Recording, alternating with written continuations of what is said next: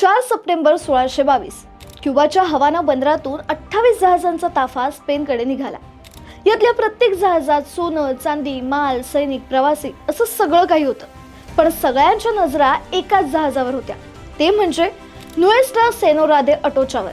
कारण ते फक्त एक जहाज नाही तर तरंगती तिजोरीच होती. यात एवढी संपत्ती होती ज्याची कोणी कल्पनाच करू शकत नाही. पण त्या जहाजाच्या आणि त्या लोकांच्या नशिबात काहीतरी वेगळंच लिहिलं होतं. कारण स्पेनला पोहोचायच्या आधीच ते एका चक्रीवादळात अडकलं आणि काही कळायच्या आतच ते 260 लोकांसोबत आणि त्या करोडो डॉलरच्या खजिन्यासकट पाण्यात बुडून गेलं. त्यानंतर जवळपास 350 वर्ष हे जहाज आणि त्यातला खजिना हा त्याच समुद्रात गायब झाला होता. सर्वांना वाटलं की आता हा खजिना सापडणं मुश्किल आहे. पण 1960च्या दशकात एक असा माणूस समोर आला ज्याने या खजिन्याच्या शोधापायी आपलं अख्खं आयुष्य, कमावलेले सगळे पैसे, अगदी सगळं काही एक जहाज शोधण्यासाठी खर्च केलं. कोण होता हा जिद्दी माणूस? त्याला हे जहाज सापडलं का? नेमकं काय झालं? जाणून घेण्यासाठी हा व्हिडिओ शेवटपर्यंत नक्की बघा. नमस्कार, तुम्ही पाहताय गाजावाजा.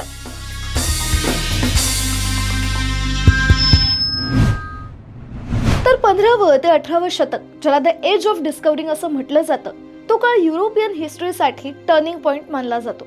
या काळात युरोपातील खलाशांनी मरीन्समध्ये यशस्वी कामगिरी केली होती. त्यांनी विविध शोधांद्वारे कच्चा माल पुरवणाऱ्या भागांमध्ये प्रवेश केला. मौल्यवान रत्न आणि दुर्मिळ मसाल्यांनी भरलेल्या विविध ठिकाणांपर्यंत आपली पोहोच वाढवली. या शोधांनी युरोपला ना फक्त इकॉनॉमिकली स्ट्रॉंग बनवलं, पण येणाऱ्या काळात याच्या मार्फत त्यांनी जगाच्या पॉलिटिकल आणि ट्रेड मॅपचा नकाशाच बदलला. याच काळात स्पेन इकॉनॉमिकली पॉवरफुल बनतच होता, पण काळानुसार आणखी युरोपियन देश स्ट्रॉंग बनत गेले. जिथे ब्रिटिश आणि फ्रेंचने अमेरिका, आशिया आणि आफ्रिकामध्ये पोहोचणारे रस्ते शोधून काढले, तर डच लोकांनी खजिन्याने भरलेली स्पॅनिश जहाजं लुटायला सुरुवात केली. यांच्यापासून वाचण्यासाठीच एका सुरक्षित कार्गो शिपची गरज स्पॅनिश अधिकाऱ्यांना वाटू लागली आणि हवानामध्ये ही कार्गो शिप बनवायला सुरुवात झाली. तब्बल 550 टन वजनाची ही कार्गो शिप 1620 मध्ये तयार झाली आणि याचं नाव तिथल्या प्रसिद्ध देवतेच्या नावावरून ठेवण्यात आलं, नुएस्ट्रा सेनोरा दे अटोचा. या सगळ्या शिप्स नेहमीच समुद्रामार्गे विविध देशात जायच्या, पण अनेकदा खराब हवामानामुळे स्पॅनिश जहाजांचं नुकसान व्हायचं. म्हणूनच दरवर्षी जुलैमध्ये ही सगळी स्पॅनिश शिप्स हवाना इथे एकत्र जमायची आणि तिथून स्पेनला रवाना व्हायची. असंच 27 जुलै 1622 रोजी काही स्पॅनिश मालवाहू जहाजं पोर्टोबेलोहून लाखो डॉलर्सची मालमत्ता घेऊन निघाली. पण खराब हवामानामुळे त्यांना हवानाला पोहोचायलाच 22 ऑगस्ट ही तारीख उजाडली. पण सामानाची अदलाबदल करून सगळं व्यवस्थित सेट करण्यात 4 सप्टेंबरचा दिवस उजाडला. या शिप्सपैकी सर्वात महत्त्वाच्या नुएस्ट्रा सेनोरा दे अटोचा या शिपमध्ये आजच्या किमतीचा विचार केला तर जवळपास 45 अब्ज रुपयांचा खजिना होता. सगळ्या शिप्स निघाल्या. पहिल्या दिवशी सगळं काही ठीक होतं. दुसऱ्या दिवशी सुद्धा लोकांना वाटलं की आता प्रवास एकदम सोपा आहे. पण इथेच येतो कहाणी में ट्विस्ट. कारण फ्लोरिडा स्टेट्समध्ये प्रवेश होताच हवा बदलली. समुद्राला उधाण आलं, वारा वाढला, ढग जमू लागले आणि मग चक्रीवादळ ताफ्यावर तुटून पडलं. 6 सप्टेंबरच्या सकाळपर्यंत समुद्राने रौद्र रूप धारण केलं. हळूहळू जहाजं एकमेकांना दिसेनाशी झाली आणि त्या गोंधळात ताफ्यातली 8 जहाजं बुडाली. अटोचा सुद्धा जोरदार धक्क्यांनी रिफजवळ आदळलं, तुटलं आणि क्षणात पाण्यात गायब झालं. जहाजावर काही मिनिटांपूर्वी जी 260 लोक हसत होती ती पुढच्या क्षणी समुद्रात हरवली. पण इथेच एक आणखीन धक्कादायक गोष्ट घडली, ती म्हणजे यातली फक्त 5 जण वाचली. ती तुटलेल्या जहाजाच्या एका भागाला धरून कशीबशी तरंगत राहिली. मग स्पेनने ताबडतोब बचाव मोहीम सुरू केली. डुबकी मारून जहाज उघडता येतंय का हे पाहण्यासाठी सगळे प्रयत्न केले गेले, पण हॅचेस घट्ट बंद असतात, पाणी खोल असतं, त्यामुळे ते शक्य होत नाही. आणि मग पुन्हा ऑक्टोबर 1622 मध्ये दुसरं वादळ येतं आणि अटोचाचे उरलेले तुकडे सुद्धा दूरवर पसरतात. आता समुद्रानेच खजिन्यावर शिक्कामोर्तब केलेलं असतं.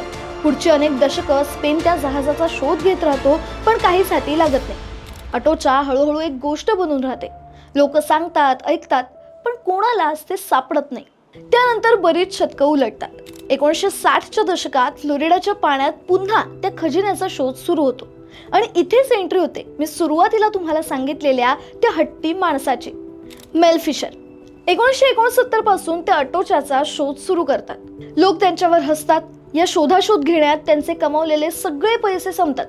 तरी तो माणूस काही थांबत नाही.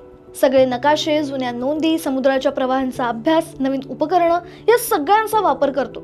नवनवीन मार्गाने ते जहाज शोधण्याचा प्रयत्न करतो. पण समुद्र त्याची परीक्षा घेत राहतो आणि 1975 मध्ये मेल फिशरच्या आयुष्यातला सर्वात मोठा धक्का त्याला बसतो. याच जहाजाच्या शोधात असलेला त्याचा मुलगा डिर्क, सून एंजल आणि डायव्हर रिक गेज समुद्रात एका अपघातामुळे मृत्युमुखी पडतात. पण मेल ठरवतो की आता आपण थांबायचं नाही, कारण आता हा शोध फक्त त्या जहाजात असलेल्या खजिन्यासाठी नाही, तर त्याच्या कुटुंबाने त्याच्यासाठी दिलेल्या समर्पणासाठी असतो. हळूहळू तो त्याच्या शोधात आणखी इम्प्रूव्हमेंट करतो. दरम्यान काही गोष्टी त्याला सापडतातही, पण सगळ्यात महत्त्वाचा असा जहाजाचा मदर लोड मिळत नसतो. यात एकीकडे मेलची मानसिक लढाई सुरू असते, तर दुसरीकडे कायदेशीर, कारण फ्लोरिडा या जहाजातल्या खजिन्यावर हक्क सांगतो. केस कोर्टात जाते. शेवटी 1982 मध्ये सर्वोच्च न्यायालयात हा वाद पोहोचतो आणि खजिन्याचा ताबा किंवा त्या प्रक्रियेसंदर्भातला निकाल मेल फिशरच्या बाजूने लागतो. मग तो पुन्हा शोध सुरू करतो आणि फायनली तो दिवस येतो. 20 जुलै 1985 रेडिओवर आवाज येतो, आपण मदर लोड गाठले. डायव्हर्स खाली उतरतात आणि तळाशी त्यांना दिसतात चांदीचे बार, सोन्याच्या वस्तू, नाण्यांचे ढीग आणि चमकणारे पाचू.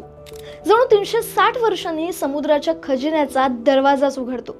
अटोचा जहाज सापडतं. आजही अटोचाची ही गोष्ट फक्त एका खजिन्याची नाही, तर ती मेलच्या हट्टाची आणि जिद्दीची सुद्धा आहे. पण ही गोष्ट ऐकून एकच प्रश्न पडतो, समुद्राच्या आत अजून अशा कितीतरी गोष्टी असतील, नाही का? तुम्हाला काय वाटतं? आम्हाला कमेंट करून नक्की सांगा. आणि अशाच इंटरेस्टिंग गोष्टी जाणून घेण्यासाठी गाजा वाजाला लाईक, शेअर, फॉलो आणि सबस्क्राईब करायला विसरू नका.